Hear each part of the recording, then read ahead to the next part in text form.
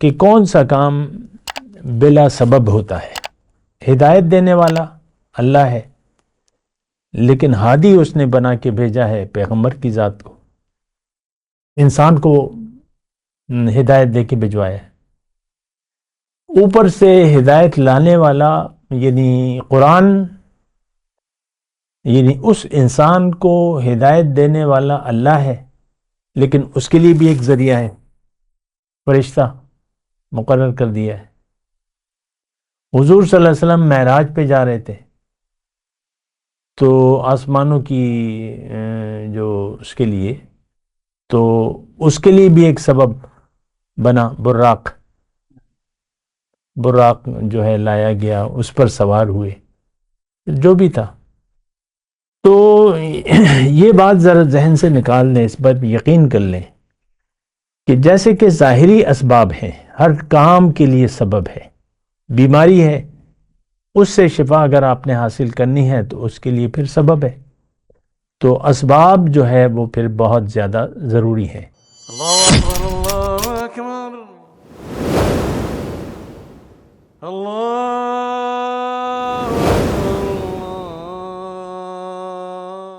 اعوذ باللہ من الشیطان الرجیم، بسم اللہ الرحمن الرحیم۔ اللہم صلی علی سیدنا محمد معدن الجود والکرم آلہ وسلم۔ سامعین و ناظرین اکرام، السلام علیکم ورحمۃ اللہ وبرکاتہ۔ آج کا ہمارا موضوع یہ ہے کہ دنیا کے دھوکے سے کیسے نکلیں۔ دیکھیں، دنیا عالم اسباب ہے، خود بخود دنیا میں کوئی کام نہیں ہوتا، یہ بات نوٹ کر لیں۔ تو اللہ تعالیٰ نے مثال ایسی دی ہے قرآن میں کہ ایک پیاسا ہے کہ وہ پانی کے کنارے پر کھڑا ہوا ہے اور وہ چاہتا ہے کہ یہ پانی خود بخود میرے پاس آ جائے، میں اس کو پی لوں۔ تو ایسے تو نہیں ہو سکتا، کچھ اس قسم کی آیت ہے۔ بہرحال جو بھی ہے، لیکن بات یہ ہے کہ دنیا جو ہے وہ عالم اسباب ہے، ہر بات کے لیے ایک سبب ہوتا ہے اور ضروری ہے۔ یعنی یہ بات نوٹ کر لیں کہ یہ اللہ تعالیٰ نے جو روحانی معاملات ہیں، یعنی ایک تو ظاہری معاملات ہیں، اس کے لیے بھی ہمیں پتہ ہے، ہر چیز کے لیے ایک سبب اور اس کی کوشش ہم ضروری سمجھتے ہیں۔ بالکل سادہ سی بات ہے۔ یعنی مسجد میں نماز پڑھنے کے لیے تبلیغ حضرات تو آپ کو دعوت دیتے ہیں، جو بے نمازی ہیں یا جو بھی ہیں نا، تو وہ آمادہ کرتے ہیں اور یہ جو، تو لیکن آپ کو دن کے وقت آپ جب نوکری پہ جاتے ہیں، کاروبار جاتے ہیں، تو کوئی آپ کو دعوت نہیں دیتا کہ بھئی صبح ہو گئی ہے کام پہ جاؤ۔ آپ خود بخود، کیونکہ آپ کو پتہ ہے یہ کام ضروری ہے اور اس کا نتیجہ بھی ضروری ہے، کمائی کرنا ضروری ہے۔ کمائی نہیں کریں گے تو پھر جو خرچہ ہے وہ نہیں ہوگا پورا۔ دنیا کے لیے ہمیں کوئی نہیں کہتا اور ہم خود پھر اس کے لیے کوشش کرتے ہیں۔ تو جس چیز کی ہم ضرورت محسوس کرتے ہیں، ایک جملہ تو یہ ہے کہ جس چیز کی ہمیں احساس ہو کہ یہ ضروری ہے، تو پھر ہم اس کی سوچ بھی کرتے ہیں، اس کی نیت بھی بناتے ہیں اور اس کے لیے کوشش بھی کرتے ہیں۔ ایک عام سادہ سی بات ہے۔ تو میں تھوڑی سی بات کرنا چاہتا ہوں اسباب پہ۔ خود بخود کوئی کام نہیں ہوتا۔ سوال تو یہ ہے نا کہ دنیا کے دھوکے سے کیسے نکلیں، تو وہ اسی بنیاد پر میں بات کر رہا ہوں کہ آپ نے پہلے اس بات پہ سوچیں کہ کون سا کام بلا سبب ہوتا ہے۔ ہدایت دینے والا اللہ ہے، لیکن ہادی اس نے بنا کے بھیجا ہے پیغمبر کی ذات کو، انسان کو ہدایت دے کے بھجوایا ہے۔ اوپر سے ہدایت لانے والا یعنی قرآن، یعنی اس انسان کو ہدایت دینے والا اللہ ہے، لیکن اس کے لیے بھی ایک ذریعہ ہے، فرشتہ مقرر کر دیا ہے۔ حضور صلی اللہ علیہ وسلم معراج پہ جا رہے تھے، تو آسمانوں کی جو اس کے لیے، تو اس کے لیے بھی ایک سبب بنا، براق جو ہے لایا گیا، اس پر سوار ہوئے، جو بھی تھا۔ تو یہ بات ذرا ذہن سے نکال لیں، اس پر یقین کر لیں کہ جیسے کہ ظاہری اسباب ہیں، ہر کام کے لیے سبب ہے۔ بیماری ہے، اس سے شفا اگر آپ نے حاصل کرنی ہے تو اس کے لیے پھر سبب ہے۔ تو اسباب جو ہے وہ پھر بہت زیادہ ضروری ہے ہر چیز کے لیے، سبب۔ تو جب یہ روحانی معاملات کی بات آتی ہے تو ہم اس دھوکے میں ہیں کہ ہدایت مجھے خود مل جائے گی۔ آپ دیکھ لیں اکثر تو اس میں ہم پھر دھوکے کا شکار ہو جاتے ہیں کہ مجھے خود کبھی ایسا ہوگا کہ بس وہ زندگی میری کایا کلپ ہو جائے گی، نیت بدل جائے گی، ارادہ بدل جائے گا، اور ایسا نہیں ہوتا، ایسا نہیں ہوتا۔ اللہ تعالیٰ ٹھیک ہے ہادی ہے، لیکن ہدایت کے اسباب اس نے پیدا کیے ہیں، ہدایت کے اسباب پیدا کیے ہیں۔ تو مختصر بات یہ ہے ابھی تک جو میں نے گفتگو کی ہے کہ آپ، موضوع کیا ہے کہ دنیا کے دھوکے سے کیسے نکلیں۔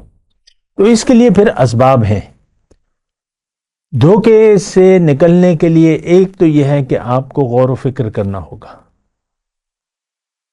جو آپ کو اللہ تعالیٰ نے عقل و شعور دیا ہے اس سے آپ نے سوچنا ہوگا۔ دیکھیں دنیا میں بھی تو آپ عقل و شعور استعمال کرتے ہیں نا، مختلف باتیں، مختلف نتائج اور یہ اخذ کرتے ہیں، تو یہ عقل کا استعمال ہے۔ آج دنیا میں جو بھی ایجادات ہو رہی ہیں یا ہم جو کچھ بھی ہم میرے آپ کے ارد گرد ہے، وہ سوچ و بچار کا نتیجہ ہے، عقل و شعور کا نتیجہ ہے۔ یہاں تک کہ جو میرے پاس ماؤس پڑا ہے، اس پہ بھی سوچا گیا ہے۔ جو چائے کا کپ ہے میرے ہاتھ میں، یہ بھی پہلے سوچ کہ بھی کیسے بنے گا، اس پہ ڈیزائن کیسے ہوگا، یہ وہ۔ جو پین ہے، دیکھیں ہر چیز جو ہے وہ سوچ و بچار سے دنیا میں ہوتی ہے۔ بنا سوچے سمجھے آپ کوئی کام نہیں کرتے، اور اگر کرنے لگیں تو پھر لوگ کہیں گے کہ بھئی اس کی عقل کام نہیں کر رہی۔